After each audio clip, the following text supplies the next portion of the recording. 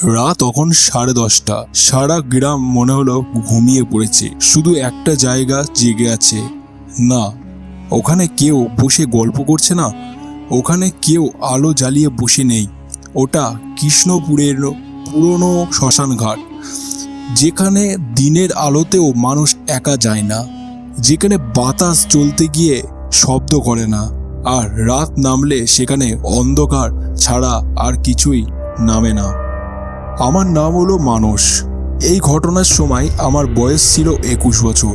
কলকাতার পড়াশোনা করি, কিন্তু সেই সময়টা ছিল পুজোর ছুটি। গ্রামে ফিরেছিলাম কয়েক দিনের জন্য। আবার দুই পুরনো বন্ধু, জয় আবার বিনয়। ছোটবেলার সব কিছু একসাথে করতাম। ওদের সঙ্গেই ঘটেছিল সেই রাতের সবচেয়ে ভয়ঙ্কর ঘটনা। এক বিকালে আড্ডা দিচ্ছিলাম গ্রামের আমতলায়। জয় হেসে বলে, তোর সাহস আছে মানুষ, চল একটা রাত কাটিয়ে আসি শ্মশান ঘাটে। আমি প্রথমে হেসে উড়িয়ে দিলাম, কিন্তু তারপর ওরা এমনভাবে চ্যালেঞ্জ করতে লাগলো, শেষমেশ আমি রাজি না হয়ে পারলাম না, এবং শেষে আমি রাজি হয়ে গেলাম। বিনয় চুপচাপ গলায়, আমি একটা জিনিস গেলেই বলে দিচ্ছি, ওই ঘটনাটা শুধু শ্মশান না, এখানে কিছুর উপস্থিতি আমি অন্ধকারে বারে টের পেয়েছি একবার। বিনয় এই কথাটা বলল। তারপর আমরা প্ল্যান করলাম রাত 11টায় ঘটে যাব, এবং একটা শ্মশানের ঘাটে গিয়ে একটা টর্চ নেব এবং একটা তিরপল নেব এবং হালকা খাবার নিয়ে যাব, এবং সারা রাত সেখানে কাটানোর চেষ্টা করব। তবে আমাদের প্ল্যানটা কিছুটা সাকসেস হয়। রাত তখন 11:20। ঘাটের চারপাশ নিস্তব্ধ, শুধু গঙ্গার শব্দ আর পেছনের গাছেদের হালকা পাতা সরাসরি আওয়াজ। চারিদিকে যেন নিঃশ্বাস নিচ্ছে, আর আমরা সেই নিঃশ্বাসের মধ্যে ঢুকে পড়লাম। আমরা তিনজন একটা শুকনো জায়গা তিরপল বিছিয়ে বসলাম। মুখে সাহসী কথা বলেও গলার স্বর কাঁপছিল আমাদের। রাত তখন প্রায় 1টা। আমরা একে অপরের সাথে গল্প বলছি। হঠাৎ করে ঘাটের এক কোণে শব্দ হলো, ঝপঝপ করে একটা শব্দ। জয় চমকে গেল, দিয়ে বলল, কেউ কি নদীতে নামলো? টর্চ ফেললাম এবং কাউকে দেখা গেল না, কিন্তু জল যেন কেউ হাঁটছে নদীর জলে, কিন্তু জল ছিটে আসছে না, পা পড়ছে না জলে, তবু শব্দ হচ্ছে, কিন্তু আশেপাশে কেউ নেই।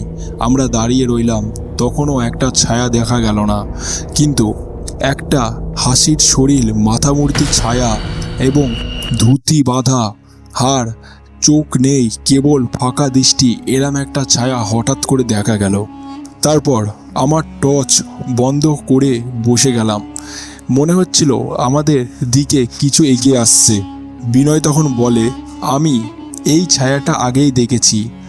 আমার ঠাকুরদার মৃত্যুর পরের দিন এই ঘাটে একই ছায়া দাঁড়িয়েছিল। আমার কাঁধের ওপর কে যেন হাত রাখলো। আমি ঘুরে দেখি কেউ নেই। ঘাটের এক পাশে একটা পুরনো পোড়া চিতার পাশে আমার হঠাৎ একটা পুতুল দেখি, জলজ্যান্ত দেখতে একটা মেয়ের পুতুল, চোখ বড়, ঠোঁটে একটা বিকৃতি হাসি, আর হাতে পাঁচি বাঁধা। জয় তখন বলে উঠল, এটা যে নন্দিনীর পুতুল। 5 বছর আগে ও মারা গিয়েছিল এখানেই। আর তখনই সেই পুতুলটা মুখ খুলল, তোমরা কেন এলে এখানেই? তো আমরা গিয়েছিলে। আমরা তিনজন চিৎকার করে দৌড়ে দিলাম, কিন্তু যতই দৌড় দিই না কেন ঘাটের ভেতরে চলে যাচ্ছি। চারপাশে যেন অদৃশ্য দেয়াল। ঠিক তখনই এক বৃদ্ধ পুরুষের কণ্ঠ বলতে লাগলো, আমরা এখনও এখানেই আছি, পাপ করে মরেছি, শুদ্ধি হয়নি, কেউ এলে ডাকি। আমরা অচেতন হয়ে পড়ে গেলাম। সকালে গ্রামের লোকজন আমাদের উদ্ধার করলো। আমাদের তিনজনের চোখ লাল, মুখে বলার মতো ভাষা নেই। কিন্তু ভয় এখানেই শেষ নয়। পরের দিন খবর এলো, এক বৃদ্ধা পণ্ডিত মশাই মারা গেছেন রাত 1টার সময়। মৃত্যুর আগে বলেছিল, একজন পুরনো আত্মা আমায় ডেকেছে, এখন ওর কাছে যেতে হবে, এবং তার সৎকার হলো সেই ঘাটেই।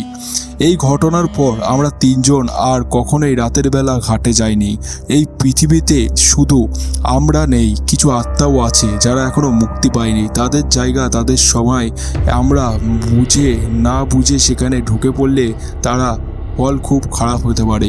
শ্মশানঘাটে শুধু এক কণ্ঠ জায়গা নয়, ওটা একটা সীমা, জীবনের শেষ প্রান্তর। এবং সেখানে রাতের বেলায় গিয়ে চ্যালেঞ্জ করা, দম্ভ করা, নিজেকেই বিপদে ফেলা। আর মনে রেখো, প্রেত আত্মারা কখনোই হঠাৎ করে আঘাত করে না, তারা দেখে কে তাদের এলাকা লঙ্ঘন করছে, আর তখন তোমরা সাহস ছাড়িয়ে যাও এবং তখন তারা সামনে আসে তোমাকে কিছু শেখানোর জন্য। এই ছিল সেই রাতের গল্প। আজও চোখ বন্ধ করলে দেখতে পাই সেই ছায়া, পুতুল, সেই গলা।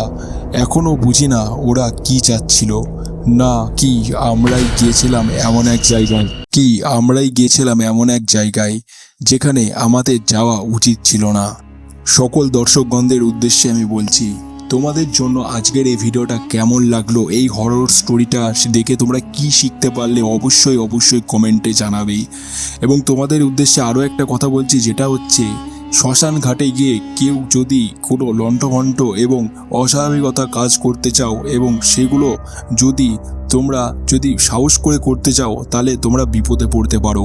এই গল্পটা থেকে তোমরা কি বুঝলে অবশ্যই কমেন্টে লিখে জানাবে।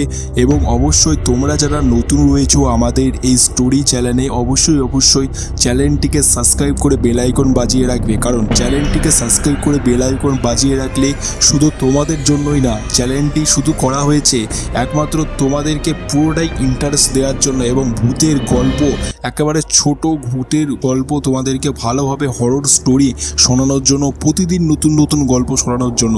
তার জন্য তোমাদের কর্তব্য হচ্ছে চ্যানেলটিকে সাবস্ক্রাইব করে বেল আইকন বাজিয়ে রাখা। এবং তোমরা যদি চ্যানেলটা সাবস্ক্রাইব করে বেল আইকন বাজিয়ে রাখো, তাহলে তোমাদের জন্য আমরা আমাদের চ্যানেলের প্রতিটা ভিডিওতে রেখেছি গিভওয়ে কন্টেস্ট।